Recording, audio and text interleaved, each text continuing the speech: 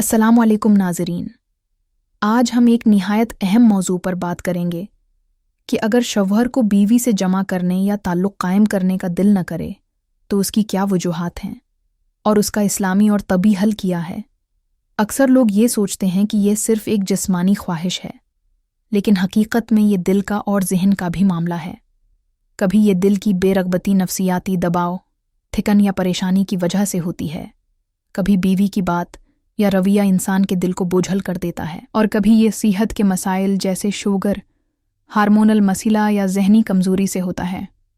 कुरान व हदीस की रोशनी में इस्लाम ने मियाँ बीवी के ताल्लुक़ को सिर्फ़ ख्वाहिश नहीं बल्कि इबादत करार दिया है। नबी करीम ने फरमाया, तुम में से कोई अपनी बीवी के पास जाए तो ये भी सिदक़ा है, यानी अगर दिल न भी चाहे तो नीयत ये कर ले कि मैं अपनी बीवी का हक़ अदा कर रहा हूँ और उससे अल्लाह की रिज़ा हासिल कर रहा हूँ। बीवी का भी हक़ है कि शौहर उसके साथ ताल्लुक़ कायम करे। अगर बार बार इनकार हो तो ये बीवी के दिल को तोड़ने और गुनाह का सबब बन सकता है। अमली हल: दिल की सफाई करें, बीवी से मोहब्बत भरे अंदाज में बात करें, दिल के शकवे दूर करें। 2.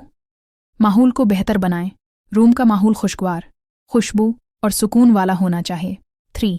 सेहत का ख्याल रखें, मुतवाज़िन ग़ज़ा, नींद और वर्जिश, ये सब इंसान की ख्वाहिशात को ताज़ा करते हैं।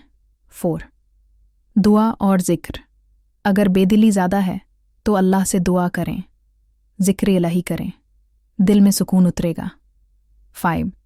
माहिर से रुजू, अगर जिस्मानी मसला है तो डॉक्टर या माहिर हकीम से इलाज लेना भी ज़रूरी है। याद रखें, बीवी से ताल्लुक़ न रखना सिर्फ उसका दिल तोड़ने का सबब नहीं बनता, बल्कि घर के सुकून को भी ख़त्म करता है। शौहर और बीवी का रिश्ता मोहब्बत, रहमत और क़ुरबानी पर कायम है। इसलिए अगर दिल न भी चाहे तो नीयत कर लें कि ये मेरी बीवी का हक़ है और इसमें अल्लाह की रज़ा है।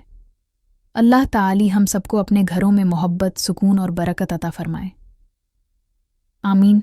मज़ीद ऐसे मज़ेदार और मियाँ बीवी के इज़्दवाजी ज़िंदगी के बारे में मालूमात के लिए फ़ॉलो करें। वीडियो को दोस्तों के साथ लाजमी शेयर करें। शुक्रिया।